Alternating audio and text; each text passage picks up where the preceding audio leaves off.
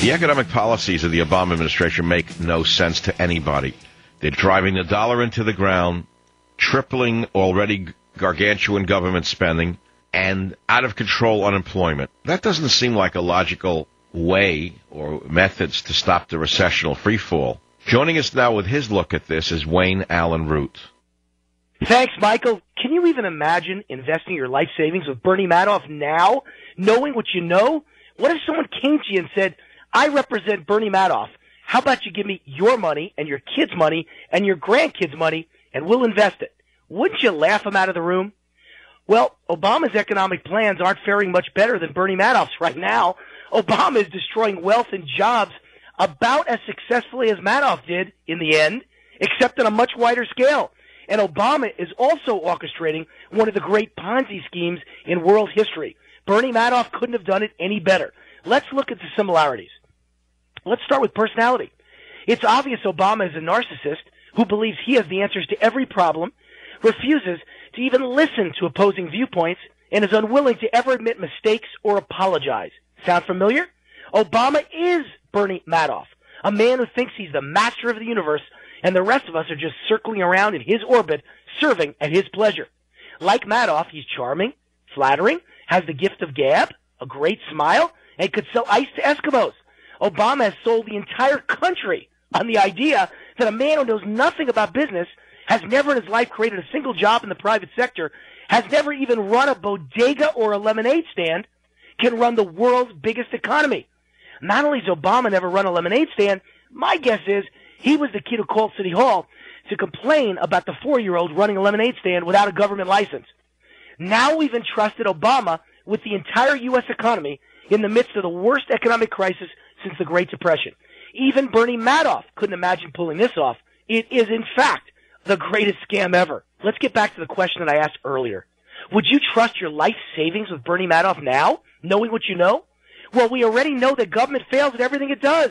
Obama's coming to you, and he's saying, with a big smile, this time it'll be different. Well, not only does government fail, but it fails miserably and pathetically. We know that Amtrak has cost taxpayers over $30 million. We know the monopoly known as the U.S. Postal Service loses taxpayers over $7 billion a year. We know that the government-run education system, otherwise known as public schools, is in shambles and getting worse every day. And their answer for the problem, the worse it gets, the more they fail, the more money they need. We know that government can't run the mortgage business. If you don't believe me, please refer to Fannie Mae or Freddie Mac.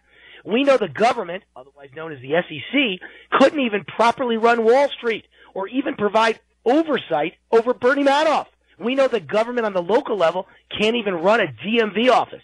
Don't believe me? Ever been to one? But worst of all, we know the government can't run health care. Medicare and Medicaid are government-run health care. And they're not only bankrupt and bleeding tens of billions every year, but threatening to eat up the entire U.S. federal budget with runaway spending and out-of-control costs. Mm-hmm. Yet, like Bernie Madoff, President Obama is smiling and telling us, this time it'll be different. This time, government should be rewarded for its failure and incompetence with expanded duties and responsibilities. Our own fearless political version of Bernie Madoff is smiling as he tells us the solution to the failure of government-run health care is to put the government in charge of all health care. He wants to put the same government that can't run Amtrak, the U.S. Postal Service, a monopoly, government-run public schools, a monopoly, or the DMV efficiently. They can't do any of that efficiently. He wants to put them in charge of almost 20% of the U.S. economy. That's universal health care. Now we add in cap and trade. He'll be in charge of every business, every corporation, every manufacturing facility, every factory, every smokestack in America. Government in charge of all of it.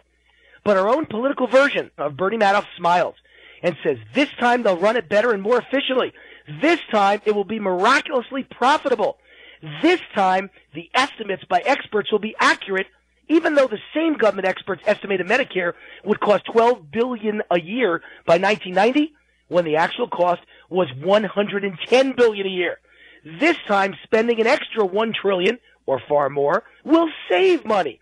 This time, it won't add to the deficit. This time, it won't cost any of you a penny. You can all have health care. We can add 50 million to the rolls. We won't add any new doctors. As a matter of fact, we'll be losing them. And you'll all get perfect care. Nothing will change. There won't be long waits, and the price won't go up. Well, if you believe that, I have a bridge to sell you in Brooklyn. I have ice to sell to Eskimos. I have sand to sell to Saudi Arabians. This has got to be the greatest con in world history. We might as well be signing the papers to hand over our life savings and our kids' future to Bernie Madoff. Exactly. But perhaps worst of all are the Ponzi-like aspects of Obama's con. Obama is stealing from the taxpayers, those who earn the money and actually pay the taxes, so we can redistribute to others who happen to be his voters. And instead of calling it what it is, a Ponzi scheme, he calls it stimulus. Obama is stealing from taxpayers, again, the people that pay all the taxes and create all the jobs, to bail out the richest corporations in America who happen to contribute to him. But instead of calling it a Ponzi scheme, he calls it bailouts. Obama is raising taxes by the largest amounts imaginable to redistribute wealth from the small business owners and the job creators who earned it to those who didn't. And instead of calling it a giant Ponzi scheme, he calls it a tax cut for people who never earned taxes in the first place. Wow. If Bernie Madoff tried to do this, they'd put him in prison for life. Oh, I forgot. He did, and they did. Obama increases government spending by the trillions, thereby stealing from future generations to bribe the voters of this generation. Isn't that the very definition of a Ponzi scheme? And of course, Obama perpetuates one of the great Ponzi schemes of all time, Social Security, which is funded by handing money to baby boomers today only by praying there are enough young people to take the money from tomorrow. And all of it is paid for by asking the Federal Reserve to print trillions of dollars we don't have, thereby devaluing the U.S. dollar and creating enough inflation down the road that maybe, pray hard on this one, we could pay back the debt in much cheaper dollars. See, there's one thing about that Obama doesn't tell you. And what is that? Inflation doesn't just erode the value of a dollar for all the people we owe the money back to, like China.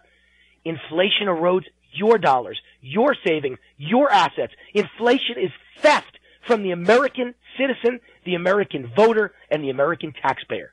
That's Obama's plan. It's a giant Ponzi scheme that would make Bernie Madoff blush. Even Madoff didn't have the chutzpah to try this plan. So the next time you hear President Obama extol the virtues of government and tell you that only government can save you, think Amtrak, think DMV, think Postal Service, think Fannie Mae and Freddie Mac, think ethanol, another of the great failures in the history of this government. Think about failing government-run public schools, failing government-run health care called Medicare. Think about the $5.3 trillion unfunded liability for government employees.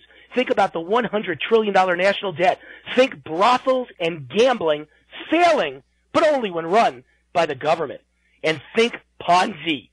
And then, after thinking about all of that, think about Bernie Madoff and run for your life. I'm Wayne Allen Root. My new book is at Amazon.com. It's called The Conscience of a Libertarian, Empowering the Citizen Revolution with God, Guns, Gambling, and Tax Cuts. God bless America. Thanks for the report, Wayne.